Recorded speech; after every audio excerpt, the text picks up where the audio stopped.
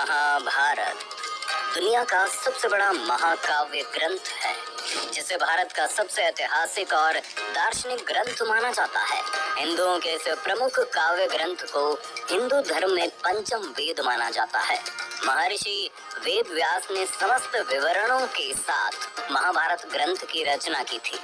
हिंदू धर्म में मान्यता है कि महाभारत में उल्लेखित घटनाएं सत्य और प्रामाणिक है, लेकिन दुनिया में बहुत से ऐसे लोग हैं जो इसमें घटी घटनाओं को काल्पनिक मानते हैं। महाभारत सच है या झूठ, ये उलझन अक्सर लोगों के बीच में रहती है, लेकिन आज हम कुछ पुरातात्विक और वैज्ञानिक सबूतों के आधार पर साबित कर देंगे कि महाभारत सच है। तो चलिए फिर जान लेते हैं महाभारत से जुड़े उन सबूतों को। चलिए शुरू करते हैं।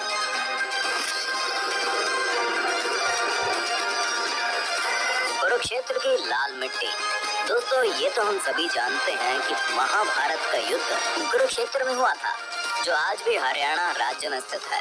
कहा जाता है उस समय तबाही ला देने वाले युद्ध में बहे खून की वजह से वहाँ की धरती लाल हो गई थी। पुरातात्विक विशेषज्ञ ने भी माना है कि महाभारत की घटना सच में घटी थी, लेकिन उस जगह पर लोहे से बने तीरों और भालों को जमीन में गड़ा पाया गया है, जिनकी जांच पड़ताल करने पर उन्हें 2800 ईसा पूर्व का बताया गया है, जो कि लगभग महाभारत के समय काल के ही बने हुए हैं। अर्जुन का चक्रव्यूह। आपने महाभारत में अर्जुन के चक्रव्यूह के बारे में तो सुना होगा, लेकिन क्या आप जानते हैं इस चक्रव्यूह का एक जिंदा सबूत आज भी मौजूद है? जी हाँ, हिमाचल प्रदेश के हमीरपुर जिले के 16 सिंगी धार के नीचे बसा राजनौड़ गांव एक ऐतिहासिक स्थल के नाम से मशहूर है। यहाँ पर पांडव अज्ञातवास के दौरान रुके थे। इसी समय अर्जुन ने यहाँ पर चक्रव्यूह का ज्ञान प्राप्त करके उसे पत्थर पर उकेरा था, जो आज भी वहाँ मौजूद है। इस चक्रव्यूह को ध्यान से देखा जाए तो उसमें अंदर जाने का रास्ता तो साफ दिखाई देता है, लेकिन बाहर जाने का रास्ता पता नहीं चलता। इस जगह को पिपलू किले के नाम से जाना जाता है, जो आज भी मौजूद है। ब्रह्मास्त्र और आज के न्यूक्लियर वेपन। महाभारत में आपने ब्रह्मास्त्र के नाम के भयानक अस्त्र के बारे में सुना ही होगा। यह अस्त्र धर्म और सत्य को बनाए रखने के लिए ब्रह्मा द्वारा बनाया गया एक बहुत ही विनाशकारी परमाणु हथियार था, जिसे केवल दूसरा ब्रह्मास्त्र ही रोक सकता था। अश्वत्थामा अपना ब्रह्मास्त्र चला चुका था ऋषिवर, और उसे काटने के लिए अर्जुन अपना ब्रह्मास्त्र चलाने पर ब्रह्मास्त्र से प्रहार करना चाहा, तो भगवान श्री राम ने लक्ष्मण को ये कहकर रोक दिया कि अभी इसका उपयोग करना सही नहीं है, क्योंकि इससे सारी लंका तबाह हो जाएगी और बेकसूरों की जान चली जाएगी। इस प्रकार ये अस्त्र रामायण और महाभारत के काल में किसी गिने चुने योद्धाओं के पास ही होता था। रामायण में ये अस्त्र लक्ष्मण के पास था और महाभारत में ये द्रोणाचार्य, अश्वत्थामा, कृष्ण, युधिष्ठिर, कर्ण और अर्जुन के पास था। ये अस्त्र पूरी दुनिया को तबाह करने की ताकत रखता है। माना जाता है ये अचूक और ब्रह्मांकर होता था। अब आप सोच रहे होंगे मैं ये क्यों बता रहा हूँ। असल में इसकी प्रामाणिकता तब सामने आई जब अमेरिका ने जे रॉबर्ट ओपेनहाइमर को परमाणु बम बनाने को दिया। उस दौरान रॉबर्ट ने महाभारत काल के ब्रह्मास्त्र की संघारक क्षमता पर शोध किया। 1939 से 1945 के बीच अमेरिका के वैज्ञानिकों की एक टीम ने इस पर काम करना शुरू किया और 16 जुलाई 1945 को इसका पहला परीक्षण किया गया। और धमाके का परिणाम कुछ वैसा ही था जैसा पौराणिक ग्रंथों में ब्रह्मास्त्र के बारे में। इस परीक्षण के बाद वैज्ञानिकों ने भी माना कि इस तरह का अस्त्र महाभारत में इस्तेमाल किया गया था। इस बम के सफल परीक्षण करने के बाद रॉबर्ट गीता का श्लोक पढ़ते हुए रोने भी लगे थे, जिन्होंने आज के परमाणु बम का आविष्कार किया। और वैज्ञानिक खुद इस बात को मानते हैं कि महाभारत हुआ और हमारे देश के कुछ धर्म विरोधी लोग हमारे इस महान इतिहास और धर्म युद्ध को एक कहानी मात्र मानते हैं। भगवान श्री कृष्ण की द्वारका नगरी। भगवान श्री कृष्ण द्वारका के राजा थे और महाभारत में इस बात की जानकारी मिलती है कि ये नगरी जलमग्न हो गई थी, यानी पूरा नगर ही पानी में समा गया था। लेकिन आपको जानकर हैरानी होगी कि पुरातत्व विभाग को गुजरात के पास समुद्र के नीचे एक पुराना शहर मिला है और इसके प्रमाणों से पता चलता है कि वही द्वारका नगरी है जिसका उल्लेख महाभारत में किया गया है।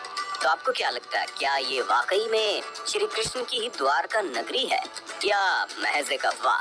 कमेंट करके हमें जरूर बताइए। केदारनाथ और पशुपतिनाथ मंदिर। पौराणिक कथा के अनुसार जब महाभारत के युद्ध में पांडवों द्वारा अपने रिश्तेदारों का रक्त बहाया गया, तब भगवान शिव उनसे बेहद क्रोधित हो गए थे। ऐसे में श्री कृष्ण के कहने पर सभी पांडव भगवान शिव से माफी मांगने के लिए निकल पड़े। गुप्त काशी में पांडवों को देखकर भगवान शिव वहां से विलुप्त होकर एक अन्य स्थान पर चले गए। आज इस स्थान को केदारनाथ के नाम से जाना जाता है। शिव का पीछा करते हुए पांडव केदारनाथ भी पहुंच गए, लेकिन भगवान शिव उनके आने से पहले ही भैंस का रूप लेकर वहां खड़े भैंसों के झुंड में शामिल हो गए। पांडवों ने महादेव को पहचान तो लिया, लेकिन भगवान शिव भैंस के रूप में ही भूमि में समाने लगे। इसी पर भीम ने अपनी ताकत के बल पर भैंस रूपी महादेव को गर्दन से पकड़कर धरती में समाने से रोक दिया। तब भगवान शिव को अपने असल रूप में आना ही पड़ा और फिर उन्होंने पांडवों को क्षमादान दे दिया। लेकिन भगवान शिव का मुख तो बाहर था, लेकिन उनका देह केदारनाथ पहुंच गया था। बता दें कि इसके बाद जहां उनका देह पहुंचा वो स्थान केदारनाथ और उनके मुख वाला स्थान पशुपतिनाथ के नाम से प्रसिद्ध हुआ।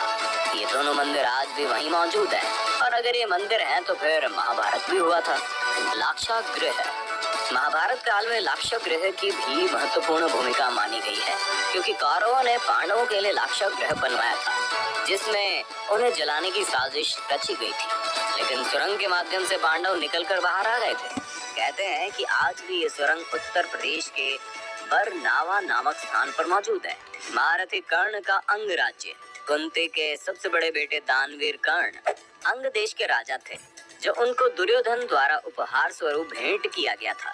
उस समय का अंग देश आज उत्तर प्रदेश के गोंडा जिले के नाम से जाना जाता है। साथ ही जरासंध द्वारा अपने राज्य के कुछ हिस्सों को कर्ण को दिए जाने की बात भी कही जाती है, जो आज बिहार के मुंगेर और भागलपुर जिले के नाम से जाने जाते हैं।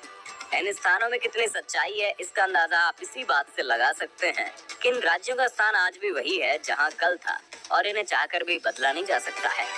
गीता, ना किसी के मरने का शोक करो, ना किसी के साथ नाता टूटने का दुख मानो।